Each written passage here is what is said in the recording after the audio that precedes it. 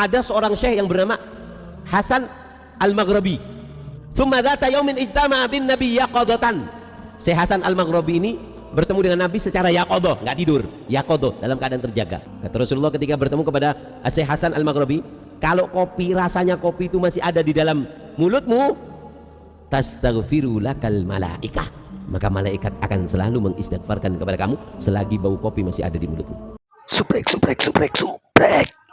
Mas Ashri Idhasha Kashira. 5, 4, 3, 2, 1 and open the door. Assalamualaikum warahmatullahi wabarakatuh. Nah, ini mulai kurofat lagi ya. Kali ini tentang kopi ya. Entah kapan sejarahnya Nabi itu minum kopi, ya kan? Pernah dengar nggak Nabi minum kopi?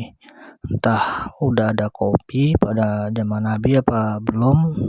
Yang pasti sejarahnya itu nggak ada Nabi Muhammad itu minum kopi. Nah, si penceramah ini bilang kalau orang minum kopi, selagi masih ada aroma kopi dari mulutnya itu, malaikat masih beristighfar untuk si peminum kopi itu. Kan luar biasa nih punya. Tadi aku juga cari-cari sumber dari Habib-Habib yang lain ini ya. Ada yang bilang kalau ini mimpi ya. Nah, kalau di videonya ini dia menceritakan orang yang bertemu langsung yaqadah, katanya yaqadah, bertemu langsung dengan Nabi secara terjaga. Nah, sebetulnya kitab apa ya? Kitab rujukan orang ini kitab apa ya Habib-Habib ini ya? Kayaknya yang aneh-aneh gitu, nggak pernah kita dengar secara umum gitu. Apa mainku yang kurang jauh, apa kopiku yang kurang kental ini? Kalau nggak mimpi, kesaktian leluhur sama ketemu Nabi secara langsung, kayak gitu aja padahal ya ceritanya ya, dari kaum mereka aja, tapi yang diceritakan ataupun yang menceritakan. Oke, ini kan Habib yang lain ada yang bilang mimpi, termasuk si Bahar ya. Bahar juga pernah ada juga tuh bahas masalah kopi ini. Cari juga kan cocok nggak nih, kadang orang ini kan nggak cocok Habib satu sama Habib lain itu nggak sinkron, karena ya kebohongan ini ya pasti susah untuk sinkron.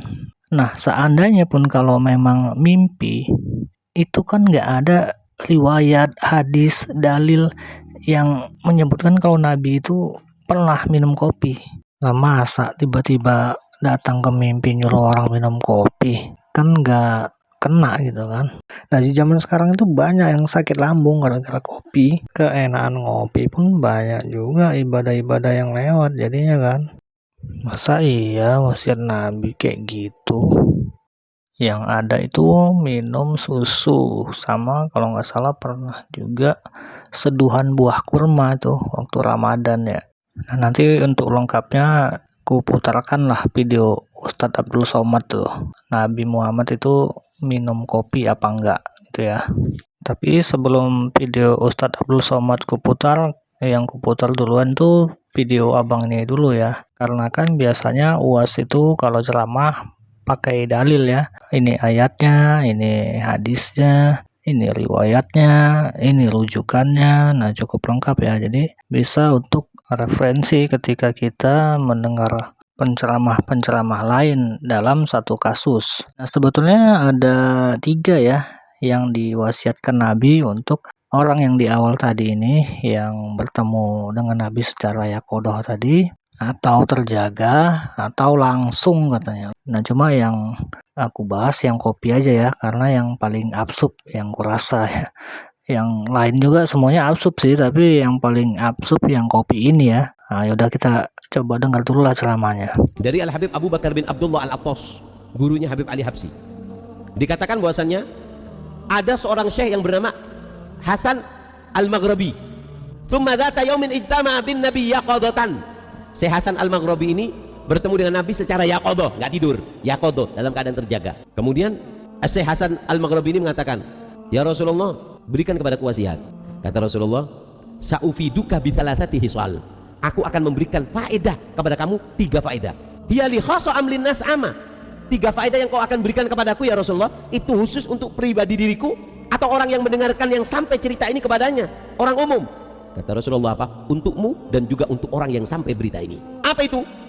Kata Rasulullah, yang pertama adalah al-ula idza hamalta subhata litasbihin tu'addu musabbihan sabahta biha am lam tusabbih. Siapa orang yang bawa tasbih dipakai untuk bertasbih atau enggak dipakai, cuman ditaruh di kantongnya, maka apa?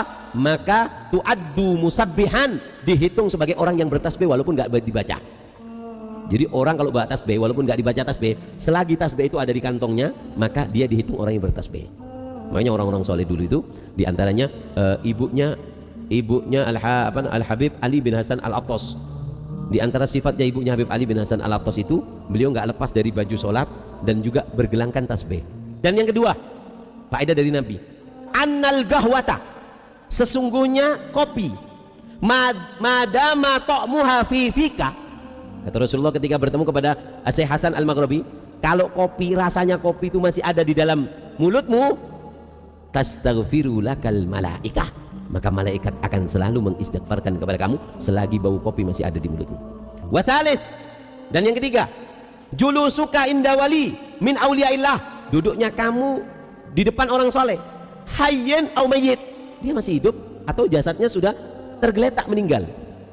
Walau kahal bisyatin, walaupun sebentar seperti orang merah susu, au kasajji baidah, seperti orang mencakan telur, khairun laka min an ta'budallaha fi zawayatil ardi kulliha au ila an tagatta'a aduka irban. Maka duduknya kamu di depan orang soleh yang hidup atau yang sudah meninggal itu lebih baik daripada kamu beribadah, walaupun kamu beribadah dari banyaknya ibadah sampai tangan kamu ini terputus, terpotong-potong karena banyaknya ibadah, walaupun sebentar duduk di depan orang soleh. Nah, itu dia ceramah khurafatnya.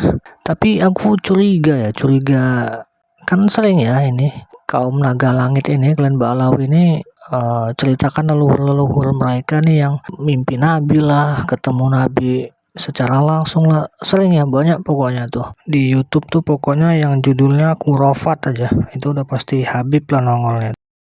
Nah, aku curiga gini, jangan-jangan yang di mimpi mereka itu ya, atau yang ditemuin mereka tuh secara langsung tuh bukan Nabi Muhammad ya, bisa jadi jin ya, yang nyerupain sosok seperti orang alim gitu, terus disangka Nabi kali ya. Nah, si sosok ini juga di dalam mimpi ataupun yang terlihat secara langsung itu ngaku dia Nabi Muhammad gitu kan. Nah, makin percaya lah nih klan Ba'alawi ini, makin senang juga lah si jin ini tadi ya kan, dikasih lah patwa-patwa itu sama si jin tuh ya kan, disampaikanlah ke muhibin nih di sosmed, di daerah-daerah, pokoknya disebarluaskan seluas-luasnya lah.